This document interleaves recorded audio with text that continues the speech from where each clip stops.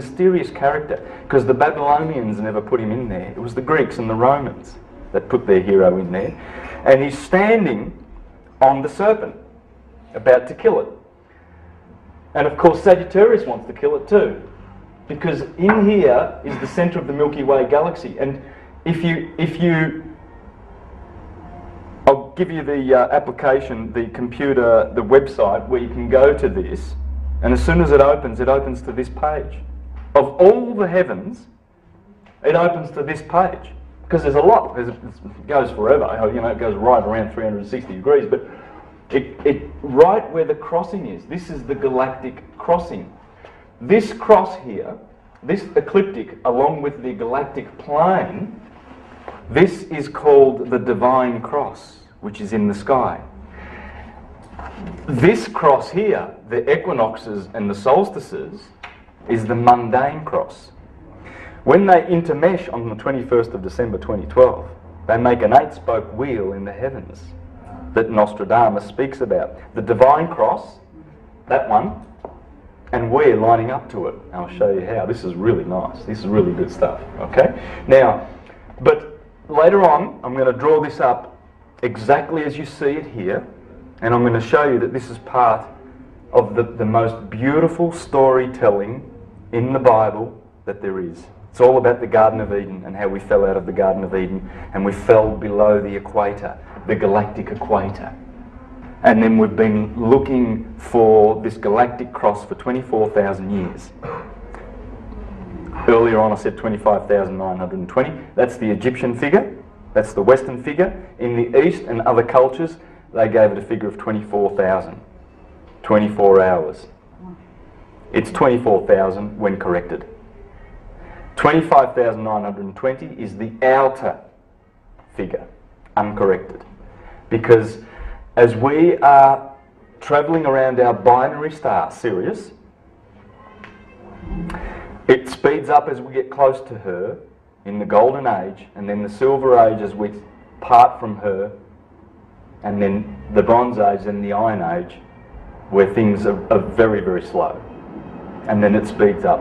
And to get some very accurate information on this, I recommend to read this book by Walter Crittenden and all these scientists that are proving beyond reasonable doubt that we are in a binary with Sirius. And he explains, the figures are in here, in this book. In fact, there it is. That chart there explains that precession is speeding up. So it will reduce to 24,000 years. I'm going to use 24,000 years. Hold the chart for a second again. Chart.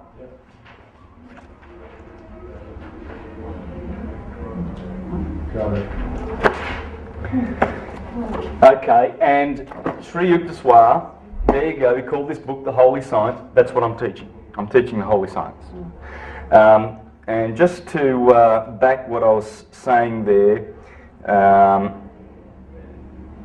The ancient Greeks teach this, like all that. the Greeks talked about precession. In fact, we nickname precession of the equinoxes the Platonic year because of Plato. Plato talked about all these sides you're talking about? Yes. Oh yes. It's suppressed and then it's coming out again through you. Hipparchus, Democritus, Empedocles, Plutarch, Socrates, They all didn't use you name it. That's why Porphyry and Celsus had their books burned. Because Porphyry and Celsus in particular, in the 2nd and 3rd century, went after the literalist Christians who were making Jesus a historical person, and they were saying, God damn it, he's up in the sky. Are you done with this? Yes. Yes? Alright, we fix the, come a couple of 2 minutes and fix the light? Yes. Excellent. The sun in Hebrew, and Horus, and Hercules, and whoever, there's always the same one hero. And rather than looking for historical personages, which we'll never find, we can just do what Napoleon did. He went down to France with Volney and Dupuy, and they wrote their books, and they influenced Jefferson and all the presidents, the founding fathers, about the fact that the Christian myth is just that. It's a myth. But it's a useful myth. It's a beautiful myth because it talks about how we raise our Christ within. The And- intention's good, that you say, it might be... Yeah, it is. It's just that our obtuse spiritual light, it's very dull in the Dark Ages. You can't just go around pointing and saying it's the Catholic Church's fault, and and all these institutions. They're all at fault, partly, but it's mostly because our sun is so far away from Sirius. There's no light. So we see all these holy books and we misunderstand them. We're looking for historical figures. And I'm going to show you tens and tens and tens of quotes from all the geniuses of history that will back what I'm saying.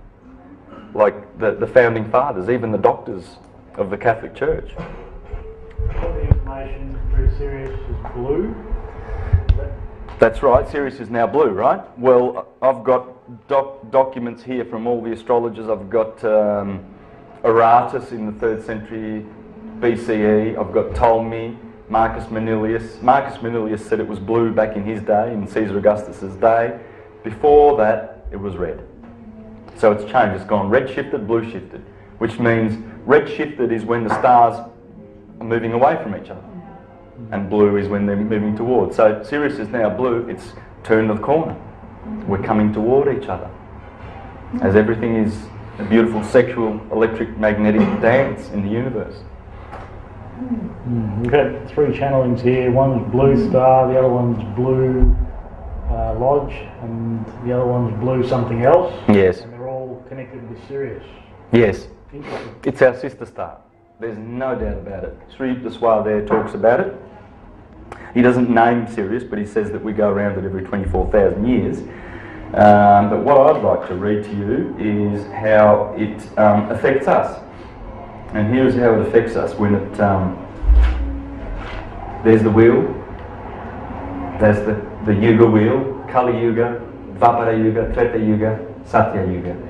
Golden Age. That's how the Yuga works. I've got a bigger version of this somewhere in my books, but I can show you that later. You can have a look at that. That's the cycle. But it's the cycle backwards going through the zodiac, you see. Because we're in the age of Pisces now. 2,000 years ago, Aries. 4,000 years ago, Taurus. And so that's 6,000 years of history. And this appears to be when the Christians say the Adam and Eve story happened. Well, there's Gemini, Adam and Eve in the Garden of Eden. And they fell out when our equinox fell out of that sign. And the equinox is down here at Pisces.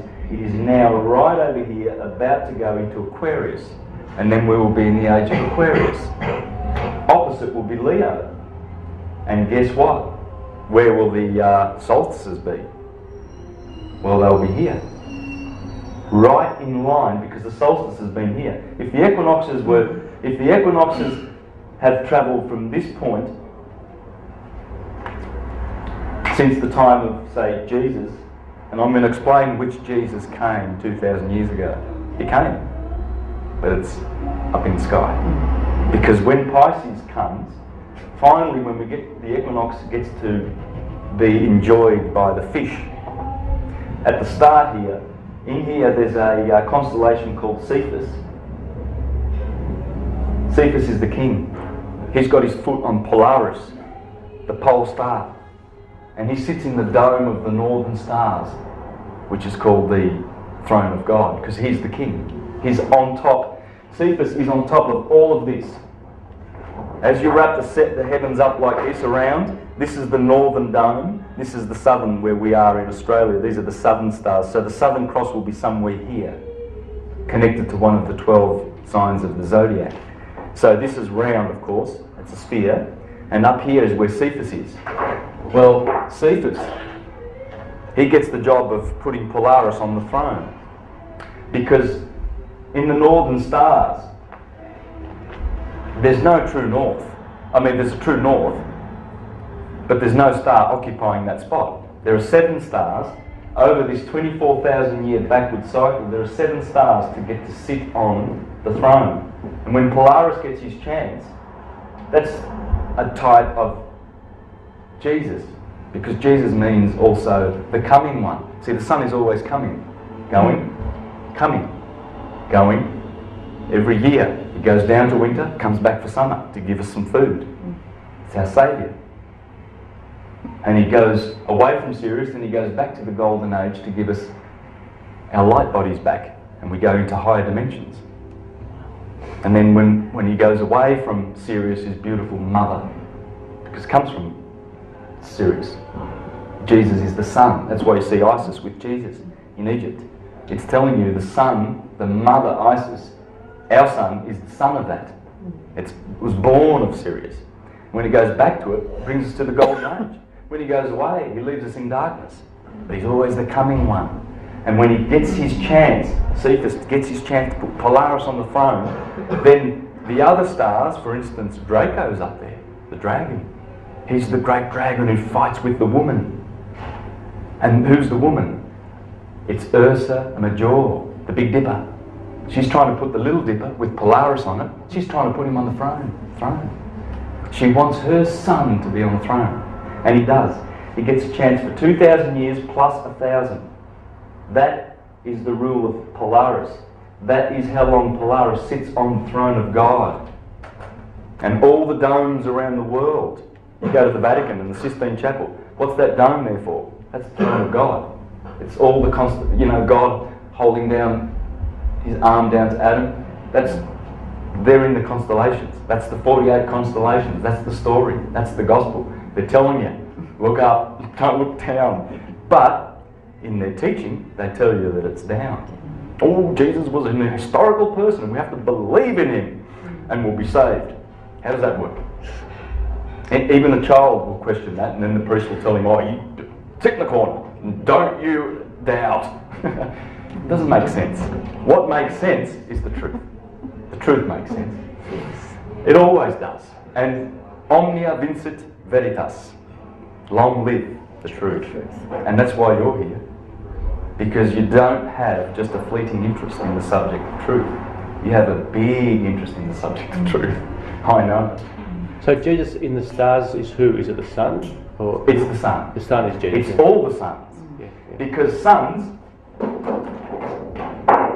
Like Sirius. Let's divert for a little bit because we're gonna try and pin. Before we have our lunch break, I want to get the galactic alignment right out of the way. This is a little bit of a diversion, but it's a good one because you've just asked a good question. Fire. All the suns. Oh, you beauty. Too good. And I'll have another one of those too. Thank you. Cameraman's very helpful. Oh, thank you. First time you said that. Yes. Multi-purpose. I'll always tell you what you want to hear when you're around. That's a female, okay? Now, people get offended when you talk about a divided universe. It is. It's a divided universe. It's a duality universe. People get offended. They go, no, it's not. It's a one universe. Well, it is. Uni means one. But in order to manifest material things, the one God of light, the cause, the ether, must, with his four elements, he must have magnetic, or what's called negative electricity. This is electric. This positive electricity. This is negative electricity. That's good and evil. That's all it is. Okay? And so you see that two elements are male and two are feminine. Let's not be offended, okay? It's Just helped me my thing on. Do I need to put that back on? I prefer I can do it. tattoo. Big boy. Thanks. So, what was your question again? Can you just refresh me? Who's Jesus? Oh, Jesus, yeah. So all of the fires in the sky are Jesus's. They are that's what's called the Son of God. What do you mean by fires in the sky? How do you mean? The electric fires, the stars. All the stars you see, all of them, they're just the phenomena of electricity. Okay, I want to perhaps just read something very interesting that Walter Russell says in his book.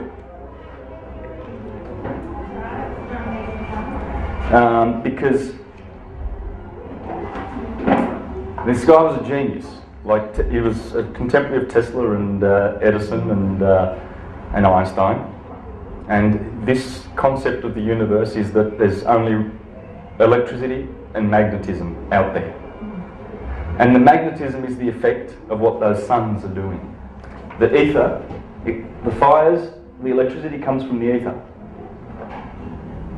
from the cause. This is the effect. Cause, effect. And all this is as you'll notice that Earth is connected. These are the five platonic solids. Back to Plato, you know. Interesting. These are the platonic elements, or Pythagorean. But if you meditate on these and you realise that the tetrahedron, the four-sided polyhedra, relates to fire. The octahedron relates to air. The icosahedron, icosa means 20 sides. Ikosi in Greek is 20. And hex, of course, that's six sides, that's a cube. These are the only shapes that will fit inside a sphere and touch at the tips, at the corners, perfectly.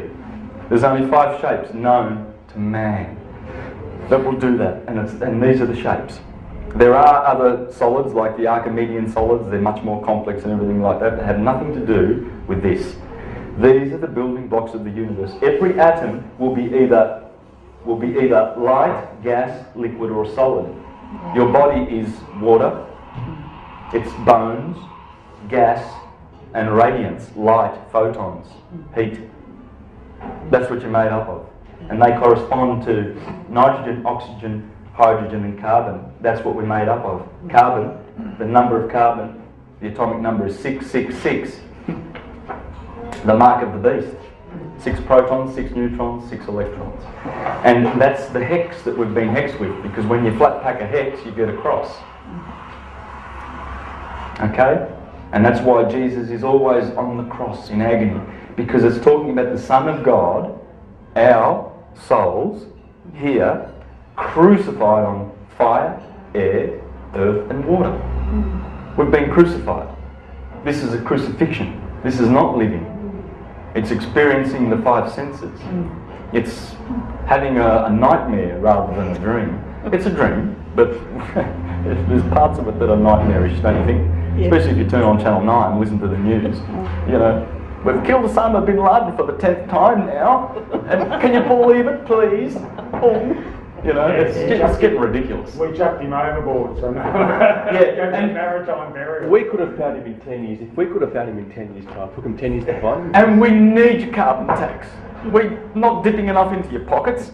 I mean, look, 20 years ago you didn't pay for water. You're paying for it now, you fools. Yeah. So we just want you to pay for air. We want everything. It's the elite families. It's the Rothschilds. You know, the Rothschilds. Yesterday there was a Red Shield appeal. You know, Red Shield, in my book, I can't spell, can I? And Red Cross, because I've done my reading and my studies, I know who owns that. It's the Roth in German, and that's Red Shield, Rothschild. The big bankers. And here's people, I saw so many people, because I was doing a street performance in the Burke Street Mall, and I saw so many people, young guys, they're walking up, $50 notes, well, there you go, Red Cross. They're doing a good job. They are. In this sick society that needs them, but one day we won't be needing charity. We'll all be rich because they won't be stealing our money. They being the Rothschilds. Oh, of course. And the star families that imperialist monotheist families of Europe, basically, who created all these fictional religions so that they could divide us and confuse us and manipulate us, basically, starting with the Julian family and the Flavians in Rome. JC is Julius Caesar. But what families were they? The Julian Empire, Nero, Tiberius, all of those clowns, and then the Flavians, Titus, Vespasian, and behind both of those families, the Piso family, And Roman Piso has kindly come out and told us that they did it to us. This is the most elite of the families. This is above the Rothschilds. This is the secretest family that all royalties and all taxes go to. They've had the emperors on Rome for 2,000 years on the throne of Rome since the Flavians. It's who's the name behind the Flavians. And he tells in this book, it's a beautiful book, and he's not the only one. There's other people who have written about this conspiracy to deceive mankind. And they've been sued for it too, the Catholic Church, for profiting from the gullibility of mankind with this supposed Jesus story. They've been sued by it? The Catholic Church has been sued? There was a gentleman who's dead now in Italy called Luigi Cascioli. I followed his work. He's written books about exposing this and how the Vatican has been using the lie of historical Christ to manipulate mankind and to deprive them from the knowledge that we are all Christs. We're all one human, divided into many little humans, having separate dreams, but we're all one. But they want to divide us into bad little sinners, and Jesus is in history and he's perfect, and you've got to be like him. If you don't, you fail, you flunk, and So you pay penance to us. so if he sued the church, where did it go to? Well, they didn't turn up. He sued the church. He died a couple of years ago, Luigi Cascioli, but he had a whole team of people. He's written some beautiful books in Italian, and he sued them. And they didn't turn up in court. They needed to have some fight, otherwise. And so, but it's not the first time. That's just the. So, Latest. But it's coming. Oh. if they didn't turn up, then they lose. More or less. Yeah, because I've got More or less, don't they? Yeah. I don't know the exact ins and outs of that, because that part doesn't interest me. The part about the fact how he proves that Christ is, and all the writers, I've got a list of hundreds of them. Hundreds. You know, Thomas Paine, Thomas Jefferson, and Dupuy, and not Voltaire, Volney, and lots of. They've written about this story that I'm going to show. That's it. It's all it ever was. It's not in history. That's the Trojan War. It's everything. So, It's the Iliad, it's the Metamorphosis, the Odyssey, the Ennead. Sorry. are you still doing the period? I'll do a bit more here then. Yeah. Any questions on this? I mean, this is pretty simple. This is physics, okay? You've got the element, the solid, the state, the physics, the chemistry, the mode, the sense, the kingdom. I've got, on my computer, I've got a list of those fours that go forever. You know, 4 blood types, 4 Hippocratic vials. This goes on and on. But you first start with the elements. What are they? What was Plato talking about exactly? Well, he was talking about light, gas, liquid and solid. And scientists now know that atoms will only do this. They'll either be light, they'll be liquid, solid or gas. They'll be a molecule, an atom, a particle or a photon. So atoms can be like one of those 4 shapes. Is that what you mean? Atoms are made by these, yes. Yeah. For instance, a carbon atom Yep. Is that shape? is a hex, 666. Okay. I just thought the shape of it. I didn't know. I just thought atoms were atoms, the shape of them. Okay, they're all different. Okay, no worries. Well, it's the molecules that they. Okay, so gas atoms are in the shape of an octahedron. Yes. Okay, cool. Yes. It's liquid. Interesting, 20 sides. But the more you focus on this and meditate on this, believe you me, the whole world unfolds before your eyes. And you understand the secrets of nature, not by just understanding and knowing, but by direct knowledge. Everything comes directly after you meditate on these beautiful things. These are the 4 rivers of the Garden of Eden, the Pishon and the Euphrates and the Havilah or whatever it was, I forget now, but anyway, there's 4 rivers that the Lord used to create the world. Oh, I didn't read. I've got to go back to read this. This is just beautiful. Just a very short sentence. Electricity is the only force which God makes use to create the universe. That's it. I can read on. And the only 2 tools God makes use of for creating. He's not talking about a monotheistic God, by the way, you know. God, oh, I'm angry with you. He's not talking about that God, right? It's the universe. It's birth, basically, there's two gods. There's the Ein Sof, the Anama, as the Hindus call it, no name. Ein Sof means no name. And that's it. The one there that we know not about. This one we know. This is the Jesus, and below. You can know the mind of Christ, but who can know the mind of God, says the Bible. So that's the Ein Sof, the prime creator. This is the demiurge. These are the more of the tyrant gods of the Greeks, who create bodies out of what the Ein Sof has already created. He creates things out of nothing. But these guys create, it's like a builder. He's going to make a house out of trees that God made, the universe. So he's a builder, but he didn't build the wood, didn't make the wood. This guy makes everything, and these guys use the tools, and this is what they call Jehovah. Yod He Va He. So that's why Christians, when they say, oh, Jehovah created the world, well, partially they're right. But he is the created. And part of Jehovah is all the characters in our solar system. That's who Jehovah is. These are the heroes. They're our heroes. Because when they looked up, the ancients, they noticed the patterns, those 48 patterns, and they noticed them. They noticed them going around every day. Interesting. That means we're in a cycle. Every year, we're in another cycle. And every 24,000 years, so we're in 3 cycles here. And what they noticed, that those stars were a backdrop. Because the sun and the moon that go around, they're called the wanderers. And the 5 visible planets, they're also wandering.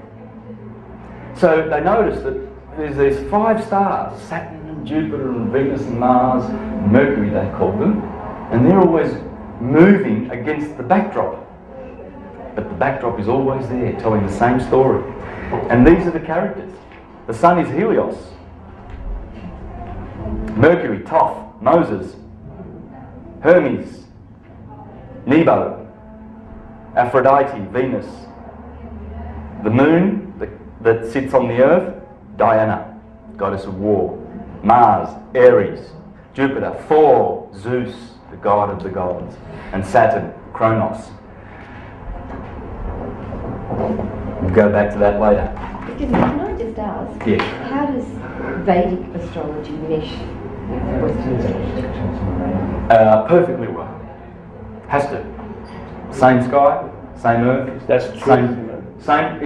You'll see how as we get through. And a good question, because a lot of people feel that it's different.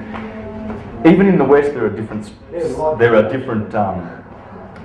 systems. For instance, Firmicus Maternus, the 4th century astrologer, and this book must be read if you want to understand astrology. This is brilliant. Firmicus Maternus disagrees with Ptolemy 200 years prior to him, and Marcus Manilius 200 years prior to him, in their systems. You see, because as we have the equinox, so in Vedic astrology, for instance, one thing is they're saying that we've been in the sign of Virgo for the last 2,000 years. Well, we say in the West that it's that equinox there, which has been in Pisces. We've called it the age of Pisces. They're saying it's the age of Virgo in the East. I don't know whether the Hindus, the Vedas do, but I know that a lot of Easterns do. It doesn't matter. We're in the age of Virgo. But the thing with this galactic alignment is that once we line up with this in the sky, and the solstice is going to be between Leo and Virgo, well, guess who Leo and Virgo is? That's the Sphinx in Egypt. And it's been a marker. It's a marker. And it's saying to the world, who's quite obtuse, and they're thinking, oh, wow, that must have been Kephren. Kephen's, the image of Kephren. Well, it doesn't matter. It's telling us that when the equinox hits that point, that is the galactic alignment. And just wait to see how beautiful this galactic alignment is. It's going to make a lot more sense. I haven't explained anything yet. Right? Just a quick question on the shapes. How are those shapes formed? I mean, the hex one is obvious from the carbon, but what about the other ones? How are they formed? Well, the tetrahedron. Well, the tetrahedron is a photon, right? So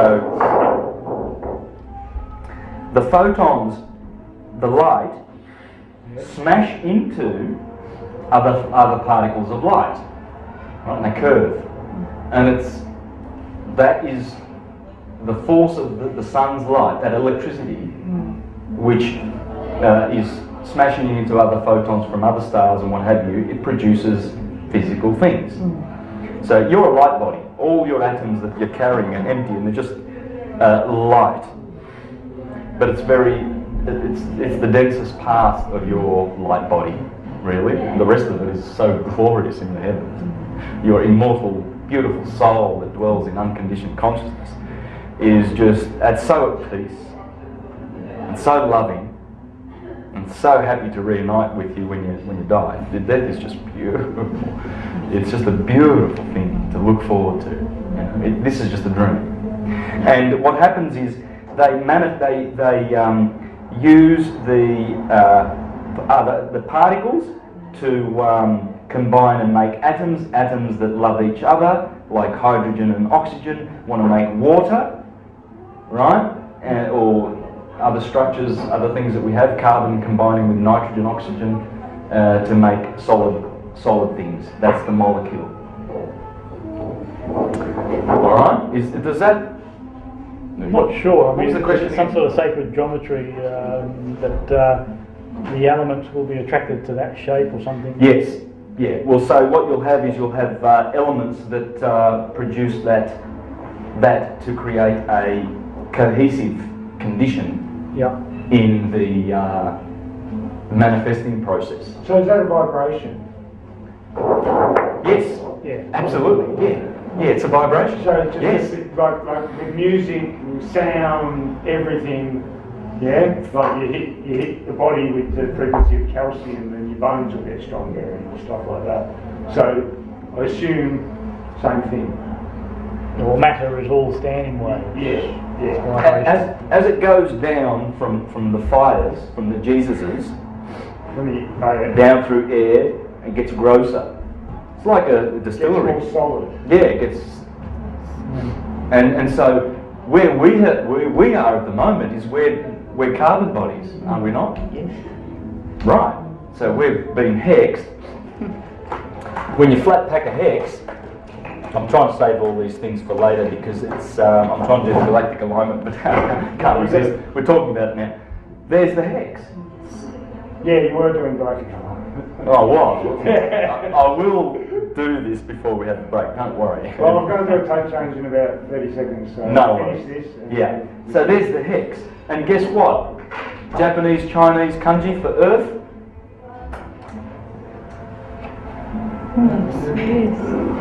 That's the ground, and there's your fire, earth.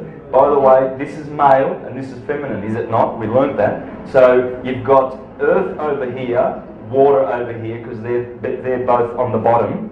They're feminine, they're magnetic. And does that look like east and west to you? And then you must have male here, so we'll put the fire there and the air down here. Well, air, as I've got on there, is also spirit, S, and fire, Nur, that's north. That's fire, Nur. So there's your north, south, east, west. And I'm going to show you how that comes from this galactic alignment. Awesome. Okay. See, in the golden age, we knew a lot more about who the ether is. Because we were capable. And that's what Sri Yukteswar was saying. What was Pseudo's surname? Sandal? Pseudo-Dionysus. Dionysus. Dionysius.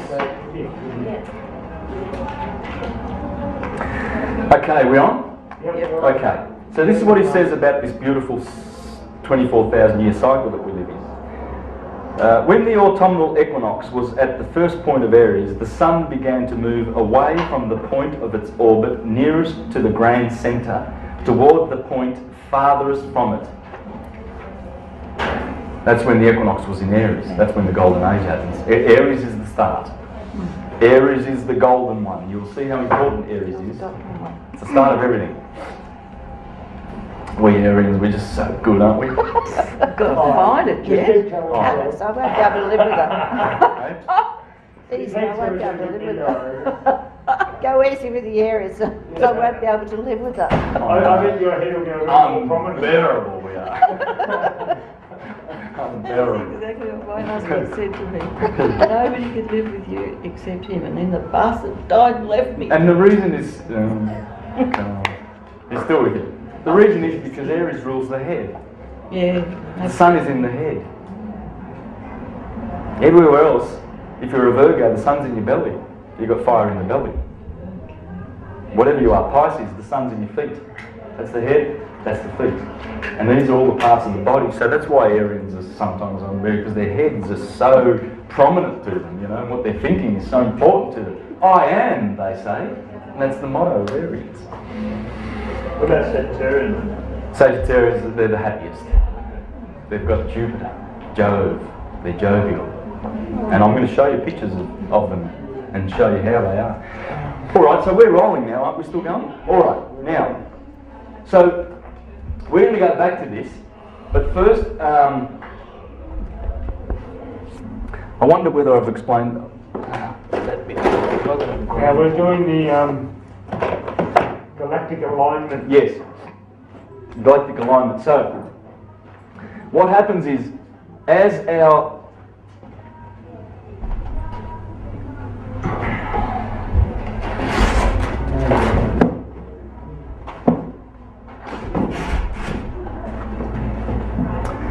Alright, so imagine there's, that's where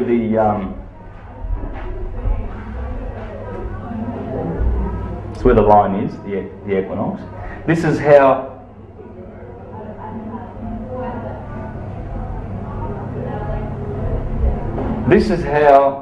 the zodiac stands. It does not move from this position. It starts at Aries, cardinal fire. Cardinal is birth, growth, decay. Start, middle, finish. So, cardinal fire, remember the fire is at the top, right next to the ether? It's got to be the start. Corresponds to 6 o'clock in the morning, 12, it's a 24-hour clock, right? That's where the sun rises.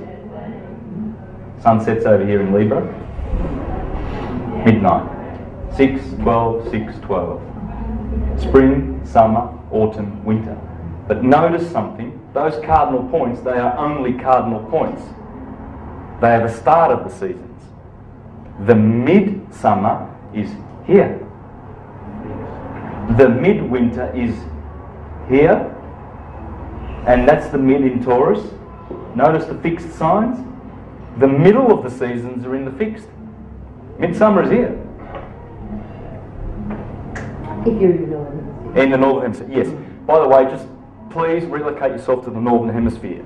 Alright, it's all opposite here in the south, but you've got to stay with the story, because the story was told there before it ever was. The Aboriginals have got their version, and it works down here too. It all works.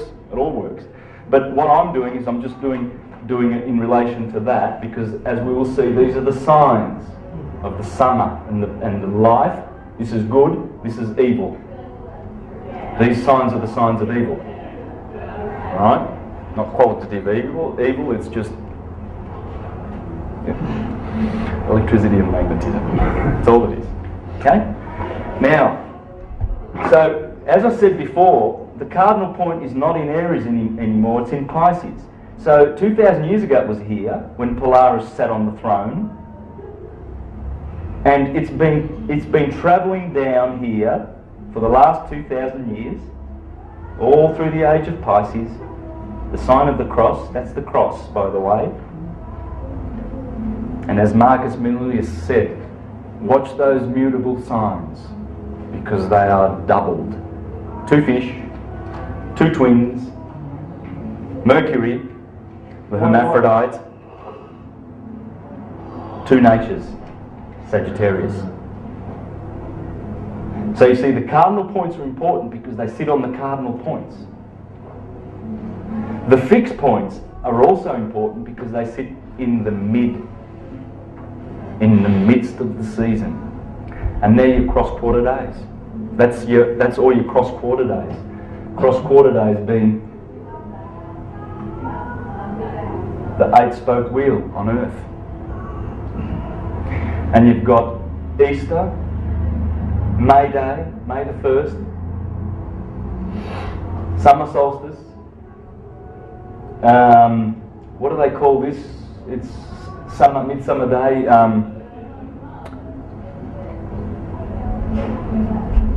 Lamas, loaf mass, which comes from loaf mass, because they cook breads, those loaves, like the hot cross buns at Easter. Why do we have hot cross buns at Easter? Because the sun's just crossed over. It's crossed over the equator, and these are all the crossings, the crucifixions of the sun. So, and those midpoints, if we are to go over like this, now before I get there, remember we're entering the age of Aquarius now. We're about here at the threshold.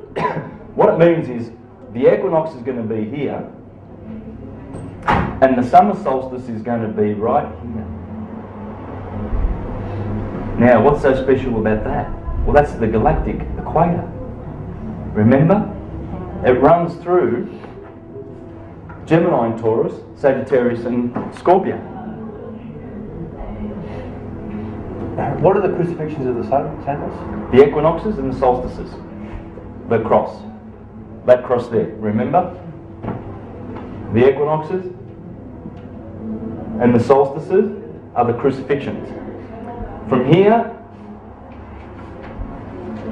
from those points,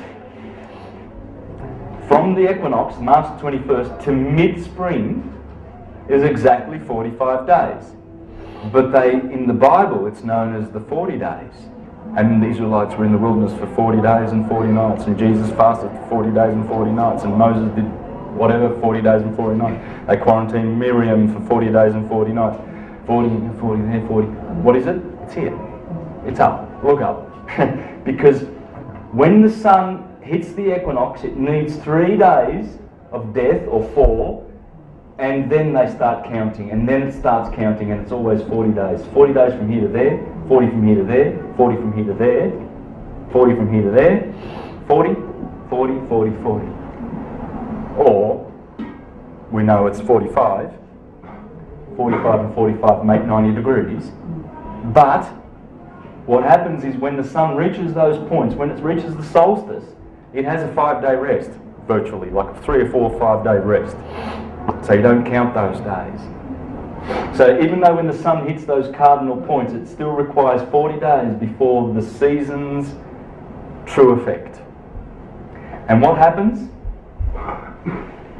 when you line up the mid-summer, the mid-season? Right, here was the cardinal cross. We lined it up perfectly, didn't we, to the equator and the Tropic of Cancer and the Tropic of Capricorn. There's Cancer.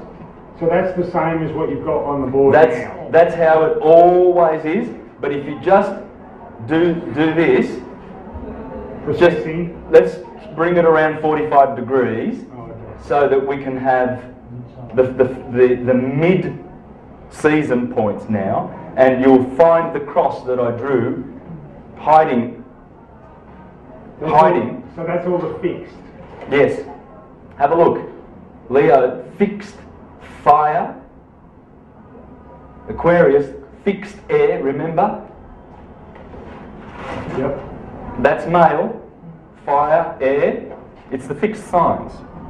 It's the cherubim of the Bible, and God appeared unto St. John as an eagle, a man, a bear, a lion, and a bull. It's up in the sky.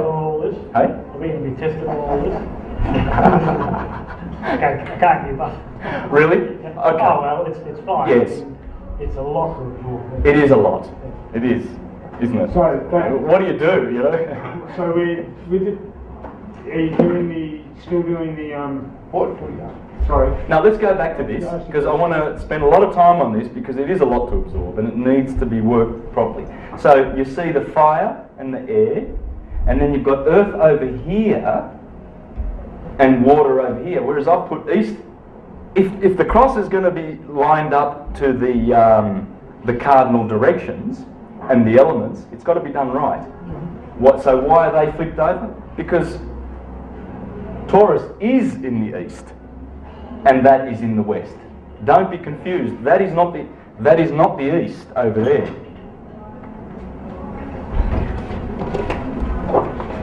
Because we are going around the sun anti-clockwise,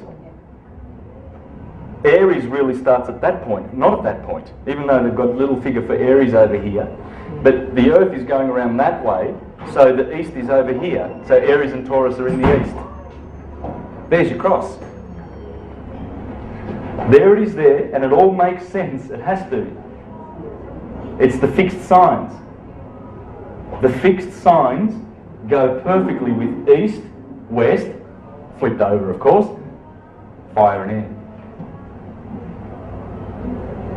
That's it. Now, we're going to have a look at that, how it looks in the sky.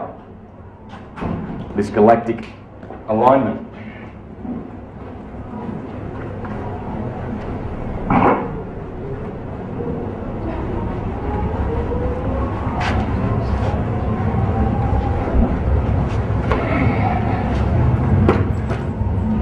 Now, in the next 3 months, it'll be the best time to see Scorpio. It's beautiful. Look east tonight about 8 o'clock. You see it coming up over the mountains, down on the mountains. You see Scorpio. It's clear. It's the only constellation that looks like what it is. All the other 88, you can see the patterns, and they look more or less. Big Dipper, you know, Orion. He's got his belt and he's fighting Taurus, and Taurus has got a V shape. It's a beautiful V shape. You can see that, and then there's 2 stars there. That's an Aldebaran is here. The eye of the bull, it's red. So that looks like a bull, but nothing looks like Scorpio. Nothing. It's magnificent. It looks like a scorpion in the sky. And people don't even stop to pay attention.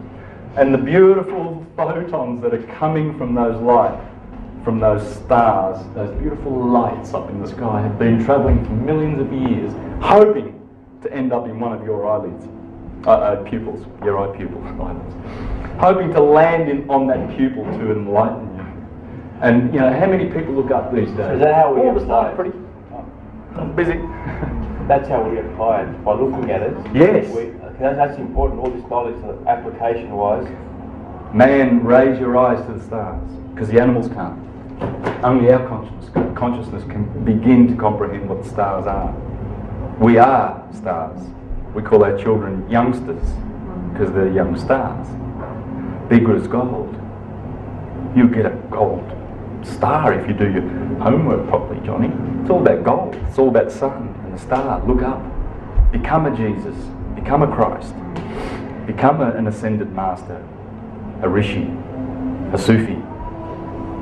A philosopher. A lover of wisdom. Because philosophy is where the truth is.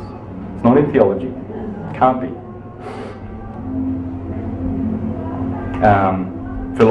Under philosophy comes ethics, physics and logic. How we know the world, what is the world made of, and the world being what it is, how do we live in it to secure happiness. That's all there is to know. And then under that comes the 7 liberal arts. The 7 liberal arts: grammar, logic and rhetoric. Grammar, logic and rhetoric. Where, what, when, who, how, and why. And then you have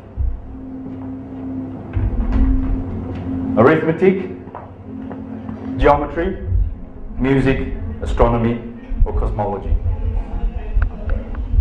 Arithmetic, numbers, 1, 2, 3, numbers. Geometry, numbers in space. Music, numbers in time. Keep the time, man. Yeah. And that is numbers in time and space. Astronomy. And that's what this is what I'm teaching you. This comes under philosophy, which means love, Phil. Sophia, it's feminine, isn't it? Sophia, she's the goddess of wisdom. Theology, Theos, he's a boy. We're going to teach you about patriarchy and authority and young brother, we're going to make you a ministerial servant in the congregation. You can reach out, you're showing a lot of potential, young brother, and then you'll be an elder one day, and then you'll be, and that's what they do. They see the young smart ones, in the schools, and the Catholics recruit them. So before that Pope came and changed the whole education system to memorisation, this is how we used to learn through philosophy. This is the mother of all wisdom. That's wisdom.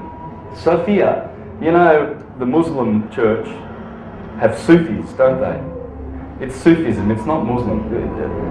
Muhammad was a Sufi.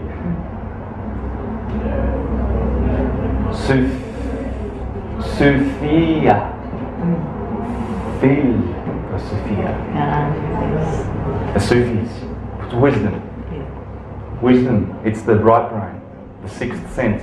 The boys are stuck in five senses, the male side. It demands, the brain which dwelleth in darkness, demands that the five senses feed it information all the time. What does it feel like? Brain? Solid. What does it smell like? And it's a tyrant. And it always gets fooled. It gets information. It's like when you're in a dark room and you bump into something. Oh my God, it's a monster. So you run over here and you're scared of a monster, right? And then someone turns the light on. Oh, it's just a fan. Oh, for goodness sakes. So that's what our mind is doing. And these people are in the mind. And they tell you what to believe. And they give you ignorance, superstition and fear. Don't ask questions, get in the back. How dare you doubt? This is what you believe. and fear. You're going to hell if you don't believe our dogmas. My mother did. Yes. She had. So philosophy in the heart. Well, let me finish, you'll see. She thought she was going to hell. Yes. You know how many people have perished? They have dissolved their light bodies in guilt. She did. My mother, my God, she's getting better because she's getting into this. Look, my mother. And I've pulled her out of the Jehovah's Witness organisation, the whole family. Well, my mother went back from, she read a few of my books and then she gave up. And then even with the morphine pumping through her, 9 days. Let go, Mum, let go. Irene, she just wouldn't. Irene, yes. Yeah, Irene, they have been mind controlled. Yeah, brainwashed. And brainwashed so hard that they prefer to die in misery and not see the light in the end because it's so comfortable. It's like a dog that gets kicked all the time and gets used to getting kicked. And the moment he sees his cruel master, he's used to it. Bit of fear. And he doesn't know. You see a dog that's been beaten, even if you give it kindness for 5 years, it still doesn't know whether to trust you. This is why they get their children when they're 7 years old and start sodomising them. Pedophilia is rampant in all the Christian organisations. It's rampant. I don't want to go on negative things about it today because we don't need to. No. So no one's victim. No. They've chosen to believe. Yes. Yeah. They are God. Yes. Beautiful. Yes. Say no more. That's beautiful. Thank you. So which philosophy teachings are the right ones and who's good at teaching that? Okay. Well, dogma, ignorance, fear and superstition, and morals they give you. These creepy people, and they're only creepy because we're living in creepy ages. It's an age. It's the dark age. We're out of it, according to Sri Yukteswar. We came out of it 300 years ago, but we're still in the sort of the residual part of it, and we're going to be flying soon. We're going to be flying. We won't recognise ourselves as we are. How many of you are feeling this beautiful consciousness shift? Consciousness expansion that's going on. So, but philosophy, as I said before, gives you ethics.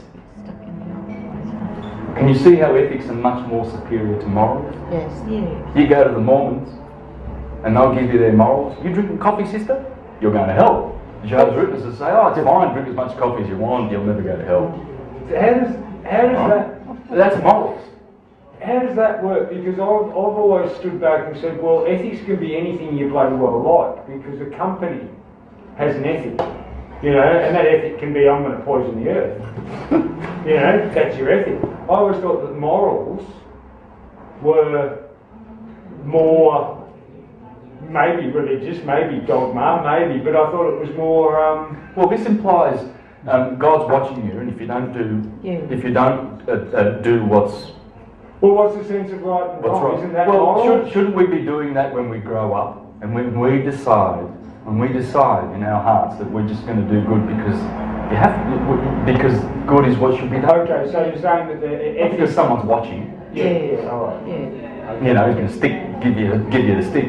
Ethics.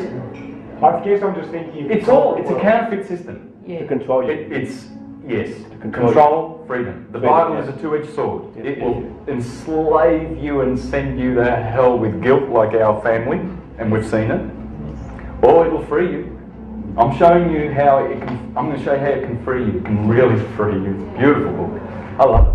Love the Bible. You're going to see this. We're going to read some of the Gospel, and we're going to have Scorpio in mind. First of all, I'm going to draw up Scorpio and show you logic.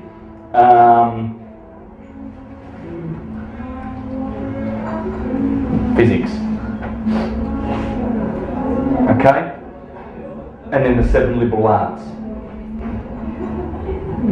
Grammar, logic, rhetoric. And this is how people used to live in the Republic of Rome and Greece. Rome was a republic once. America too. But then democracy comes along. It morphs. And what's democracy? Well, mob rule. Not from my mouth. I can show you what Jefferson thought of democracy. And what a lot of thinkers think about democracy. That's why George Bush is so keen to we're going to bring democracy to Iraq. Yeah, mob rule. He's the mob. We're going to tell you what to do. We're going to kill 3 million of you, and you just have to shut up, and we just want oil. Perpetuate oil and do nothing about free energy. Mafioso. Oh, it's mafia. It's all mafia. There should be no. If he wants to have a war, he should send his family. Yeah. Not those beautiful young boys who have been indoctrinated, mostly from Christian families, by the way, because they send them as little children to fight for Christ. Yep. Because the Muslims are coming in with, well, there's always an enemy out there. Since the days of the Inquisition, we've got to fight and shed blood for Christ. And what man said anyway? So, but anyway, that's all negative. Now, the picture you saw before was the galactic plane. That's the galactic plane in which the Milky Way sits. All right, but I'm doing this because these are stars, because we don't see how thin the Milky Way really is. It's thin. It's like this, exactly like that. That's the Milky Way.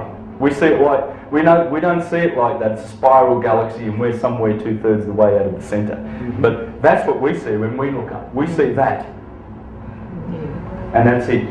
And you saw that before on the screen, okay? But we see it very white and milky. It's milky. Yes. Right? And the ecliptic you saw went through that way, right? Remember that? Yep. It's about 60 degrees off the ecliptic from the equator. And that's the cross in the sky. We're going to line up to that, because what's going to happen is our solstice on 21st of December is going to actually go like this. The Earth's axis is going to be pointing there. Right there, where Scorpio, let's draw Scorpio now. This is what you will see at night.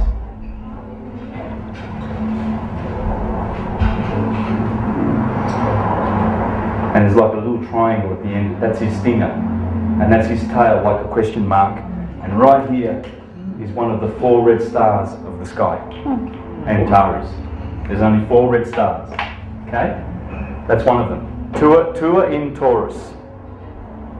The Eye of the Bull and Betelgeuse in Orion. The other red star here, on this side, is in Virgo. And that's called Arcturus, the brightest red star, the brightest star, full stop, in the Northern Hemisphere. We've got Sirius in the Southern Hemisphere. We've got all the brightest stars. The 3 brightest are in the Southern Hemisphere. But that, Arcturus, the other red star, in Virgo, in Bootes, they're the 4 red stars. That talks to you when you look at it at night. My brother-in-law's a Scorpio. He said the other night, I saw Scorpio, I was looking at it, and he goes, that was talking to me. It's beautiful. The red light that comes from that star is just magnificent. I would look at it, and I would receive some of those photons willingly. But that's what you see when you look up. It's glorious. It's the Phoenix. That's the Phoenix. And below is Sagittarius.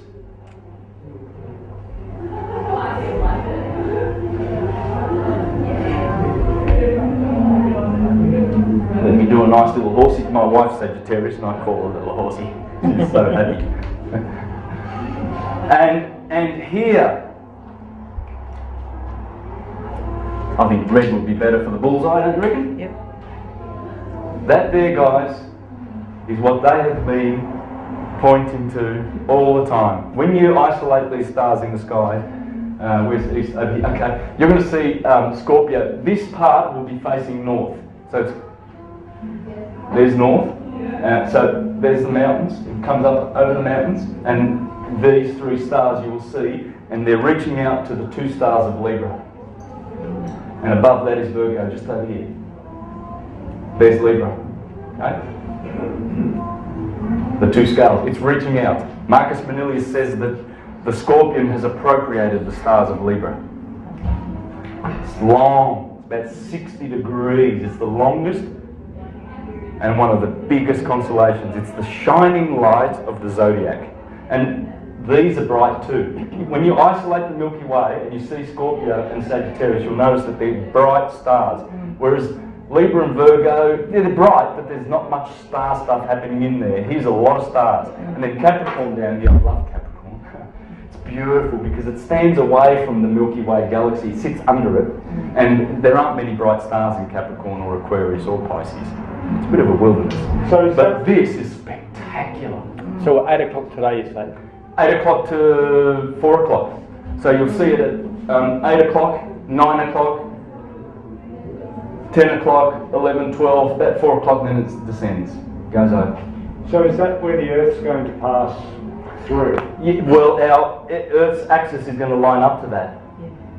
And then that wheel that I showed you before, the 8-cross wheel will be in its place. And the prophets of the Bible, who were astronomers and astrologers, were telling us this. The age of the end of the age. It's the start and the beginning.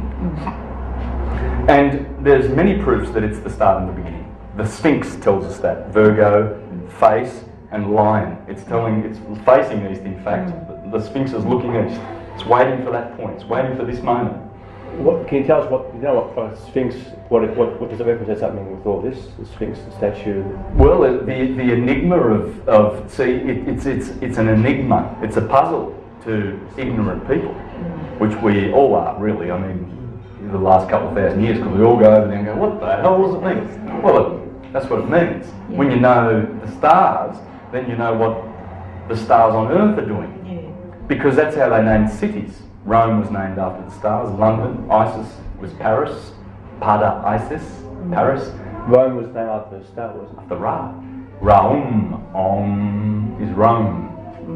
And London, El On Don, that's 3 ammonium, what are they called, radicals that all mean the sun. London, El London is sun, sun, sun. Doncaster, Asta. London Caster, Doncaster, Lancaster. They look up, they go, oh, there's Castor, one of the Gemini twins, Pollux and Castor. See, Pollux Remember? That is how the sky always is. Aries over here, right? Who's at the top? Always at the top. Gemini, Castor and Pollux. They're always looking down, the mortal and the immortal, sons of Zeus. And they always look down. So when you're in London and you want to found a city, well, there's Castor. So why don't we call this London Castor and Doncaster? Everything's Castor, Chester. Right? They did that everywhere. And Egypt is the prime example. What's the Sphinx doing there? It's telling you about the zodiac. It has to. All the monuments are there to monitor the precession of the equinoxes. That story, the gospel. Okay? How about eastern cities? Also. Do you know any? Could you know? Well, the Ganges, that's the Milky Way. They tell you that. It's all the Milky Way. It's the mother. As Plato said, our souls come from the Milky Way, and then they descend down the same Jacob's ladder that I was talking about before.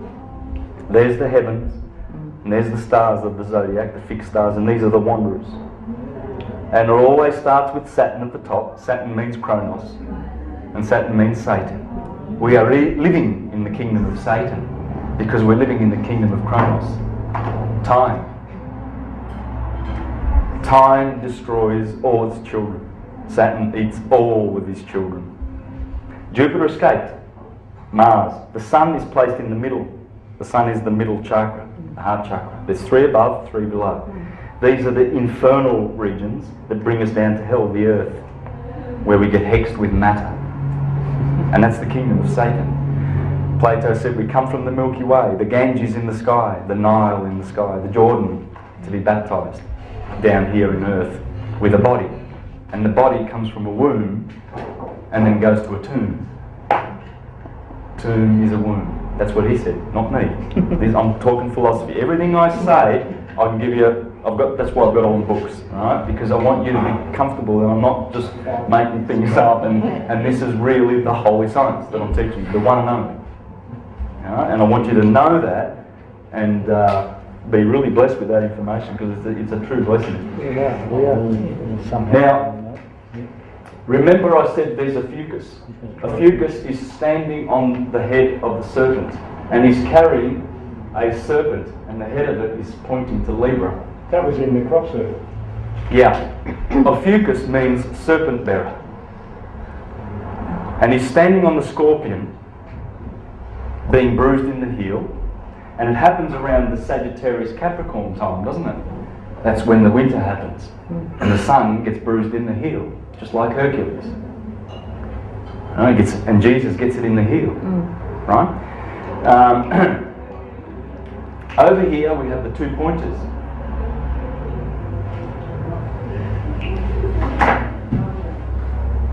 And they appear to be pointing down there to Sagittarius. Star Wars, isn't it? This is interesting. You're going to love this. These are the legs. The pointers are actually the legs of the centaur. He's got 2 legs here, and in the middle here is the Southern Cross. They point to the Southern Cross, but they also point to this action that's happening here in the Gospel. And you're going to see what that is. And the centaur, he's got a spear, and he's killing Lupus. But if the wolf wasn't there, Scorpio would get it. He's given it to it. He's given it to Scorpio. The black hole, which I hope is called the dark rift. This is where the action's happening, because from here come the gamma rays. Is it the mines that call it the dark rift, or the openings? Mines, yeah. The Scorpio's copying Mines. Scorpio's copying it. Like it's a war going on here. There's 3 against 1, isn't it? This is the red dragon that persecutes the Lamb. The Lamb is Orion, because Scorpio is opposite Taurus. This is the sign. These 2 signs are the signs that the Bible says the sign that is spoken against.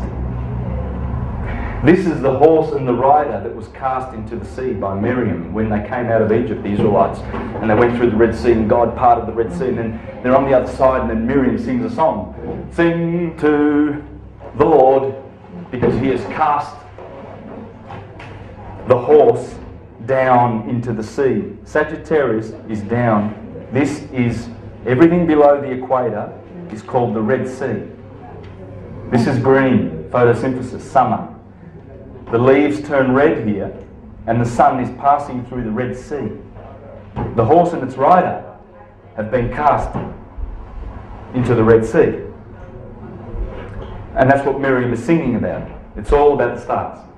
And these are the signs that were cast into the Red Sea, because these are the signs, the infernal signs.